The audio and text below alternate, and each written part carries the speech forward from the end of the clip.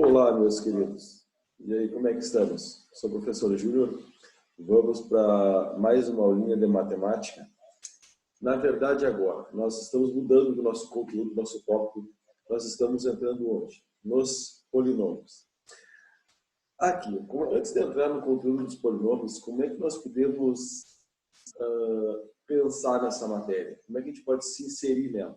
Na verdade, o que são os polinômios? Tá, para nós não entrar assim no seco. Tá, o que eu vou fazer? Uma dica bem legal. Vamos voltar para o primeiro ano.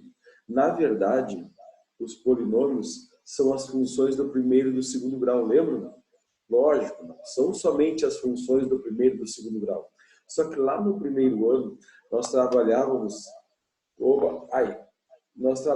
com função do primeiro grau, com função do segundo grau. Na verdade, um polinômio do primeiro grau, um polinômio do segundo grau. Agora, nós vamos trabalhar sim com polinômios do primeiro e do segundo grau, mas também polinômios do terceiro grau, polinômios do quarto grau, do quinto grau e assim por diante. Certo? Então, vamos começar da seguinte maneira.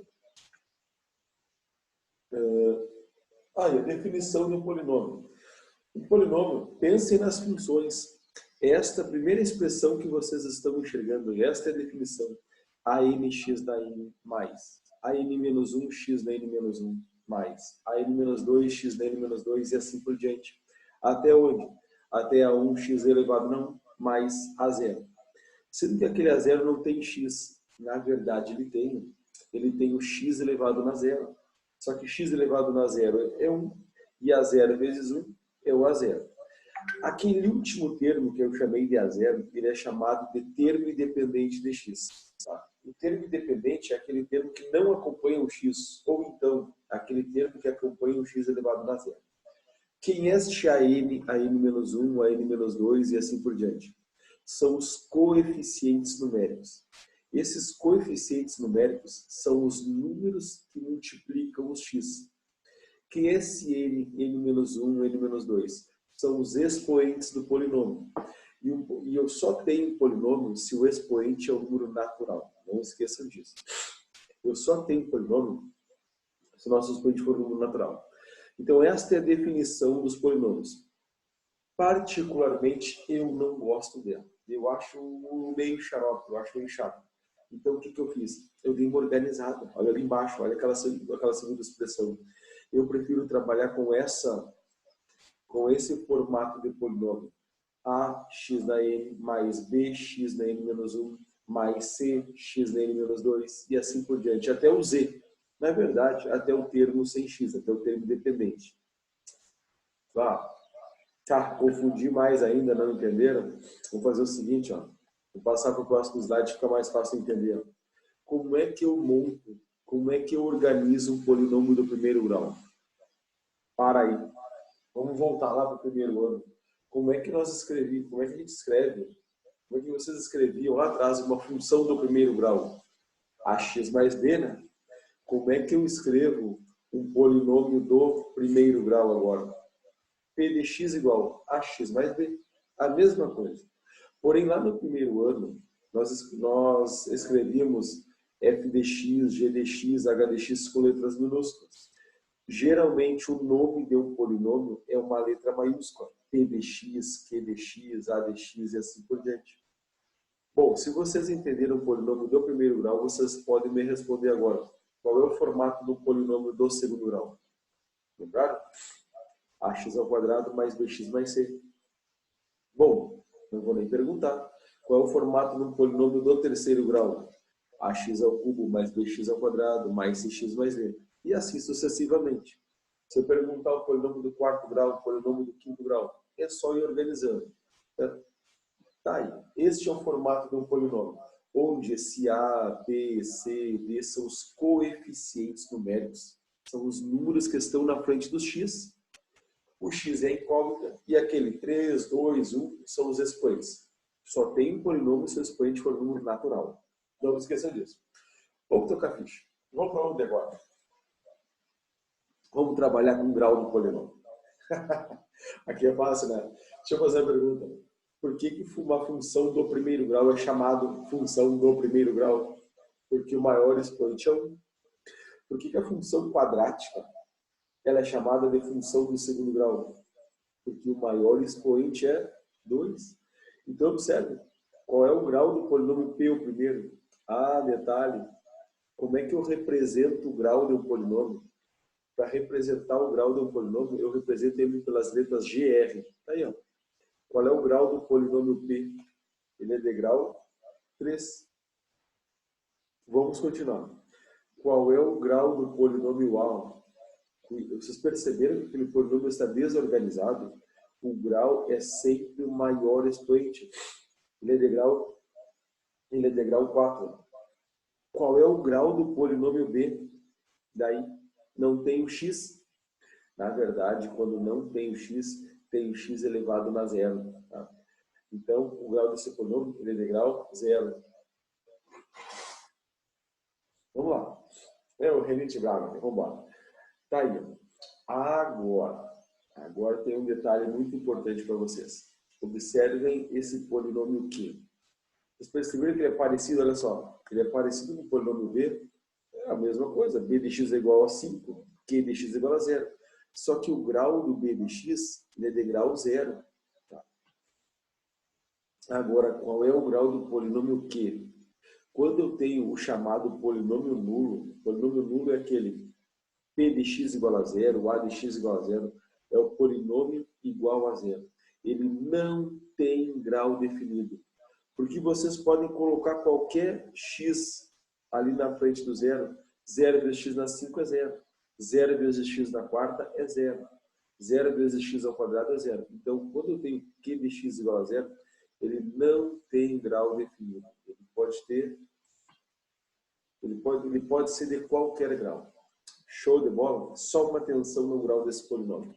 Bom, agora vamos fazer o seguinte. Valor numérico de um polinômio. Ah, mas eu voltei lá para o primeiro ano. É tudo que eu aprendi antes. Verdade. É tudo que vocês aprenderam antes. Como é que eu determino o valor numérico de um polinômio? Como é que eu determino P de x igual a... Espera aí, vamos lá. Deixa eu ver aqui que tem uma pergunta para mim aqui. Não. Como é que eu determino o P de menos 2? Para determinar o P de menos 2, é só colocar o menos 2 no lugar do x e organizar com calma. Menos 2 é o cubo mais 2 vezes menos 2 ao quadrado, menos 2 menos 1. Resultado do P de menos 2 igual a 1. Uma informação muito importante que eu quero que vocês guardem, sempre que vocês colocarem o valor no lugar do x e o resultado for 0, significa que esse valor ele tem um nome, ele é chamado de raiz do polinômio. Tá? Sempre que vocês colocarem o valor no lugar do x e o resultado for 0, esse valor tem um nome, ele é chamado de raiz do polinômio. Fechou? Então tá, vamos tocar ficha. Aqui, ó. Aqui nós vamos encerrar nossa aula, tá? Porque os polinômios de todo o conteúdo tem 3 tópicos extremamente importantes que nós não poderemos, a gente não pode deixar de lado. Quais são esses 3 tópicos? Primeiro, igualdade entre polinômios. Segundo, as operações com os polinômios. E atenção, nas operações, tome cuidado com a divisão. E o terceiro tópico, teorema do resto. Esse aí é para matar pau. Show de bola. Vamos lá. Vamos trabalhar com igualdade de polinômios. Quando é que eu tenho 2 polinômios iguais? Quando vocês substituírem o mesmo valor nos 2 polinômios, nós obtivermos o mesmo resultado. Certo? Mas uma maneira mais fácil de explicar a igualdade de polinômios é mostrando essa situação que vocês estão enxergando. Eu estou afirmando para vocês que os 2 polinômios, o A e o B, são exatamente iguais. O que significa isso? Para igualar 2 polinômios, basta nós igualarmos os termos que estão na frente dos x semelhantes. Aqui, ó.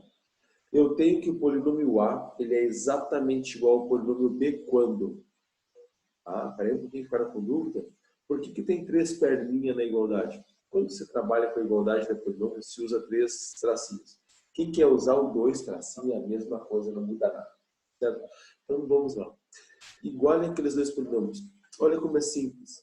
É só pegar o número que está na frente do x ao cubo no primeiro polinômio e igualar o número que está na frente do x ao cubo do segundo polinômio. A igual a p. E agora? O número que está na frente do x ao quadrado no primeiro polinômio é igual ao número que está na frente do x ao quadrado no segundo polinômio.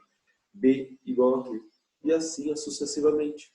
Acontecendo o quê? Nós vamos montar um sistema para resolver esta igualdade. Show de bola? A melhor maneira de trabalhar com matemática é resolvendo o exemplo, né? Então vamos lá. Vamos resolver esse exemplo aí que caiu alguns anos atrás aí na Universidade de Passo Fundo.